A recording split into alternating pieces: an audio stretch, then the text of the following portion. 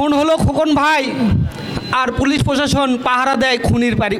তাহলে বলে দেন আলতাফ নেতা খেলার মাঠে বসে 1-to-1 খেলা হবে, তারাও খেলবে, আমরাও খেলবো। নাহলে বিচার আমরা 5ই আগস্টে যেভাবে হাতে নিয়েছি পুনরায় নিতে পারবো। কঠোর থেকে কঠোরতম কর্মসূচি হবে বগুড়া ডিসি অফিস ঘেরাও করার জন্য।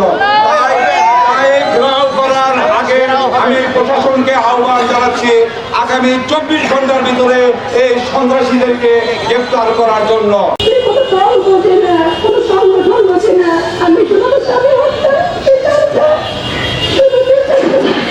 আমরা তো এই মৃত্যুকে কোনোভাবেই মেনে নিতে পারতেছি না, সহ্য করতে পারতেছি না। খুনিরা যদি ধরা পড়ে তবে কিছুটা হলেও আমরা কিন্তু শান্তি পাবো। মাঠে মুখোমুখি করেন না, আপনারা তাদেরকে অনতিবিলম্বে ধরার চেষ্টা করুন। আর যদি মনে করেন যে আপনারা প্রশাসন তাদেরকে ধরতে ব্যর্থ, ছেড়ে দিবেন, শুধু বসে থেকে দর্শকের মতো দেখবেন, তাহলে বলে দেন আলতাফ নেতা খেলার মাঠে বসে 1-to-1 খেলা হবে, তারাও খেলবে, আমরাও খেলবো।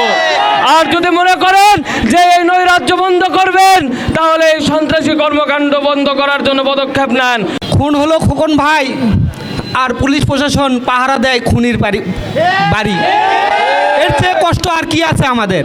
এদিকে খুনিরা গায়ে বাতাস লাগায় ঘুরে বেড়ায়। তাদের টাকা আছে, তারা টাকা হলে ওই আওয়ামী লীগের বড় বড় মন্ত্রীর সাথেও ছবি তুলছে, ঘুরে আবার আমাদের বিএনপির সাথেও হয়তোবা আসতেছে। হয়তোবা আপনি দেখতে পারবেন যে অনেক পর্যায়ের জামাতের নেতাদের সাথেও সম্পর্ক আছে টাকার কারণে। কুকুরের মতন আপনারা মার খাইছিলেন জনগণের হাতে, সেম এই টাকাতে বিক্রি হওয়ার কারণে। ওইসব প্রশাসন আবারও ভুলে গেছেন, 1 বছর পার হয়নি। কিন্তু আপনারা অবিলম্বে আসামিকে ধরেন, তাদের বিচারের আওতায় আনেন, নাহলে বিচার আমরা 5ই আগস্টে যেভাবে হাতে নিয়েছি পুনরায় নিতে পারবো। আইন হাতে নিয়ে দলের মান সম্মান নষ্ট করতে চাচ্ছি না, বিধায় মানববন্ধন এবং প্রশাসনকে জানানো।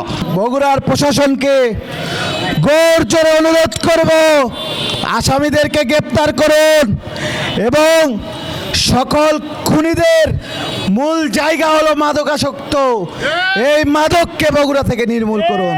এখনও তারা উন্মুক্ত হওয়া বাতাসে সুশৃঙ্খলভাবে নিরাপত্তার সাথে তারা কেন কীভাবে এখনও ঘুরে বেড়াচ্ছে? খুনিদেরকে অবশ্যই আইনের আওতায় নিয়ে আসবেন, না হলে পরবর্তী পদক্ষেপ আমরা জেলা প্রশাসকের কার্যালয় ঘেরাও কর্মসূচি গ্রহণ করব।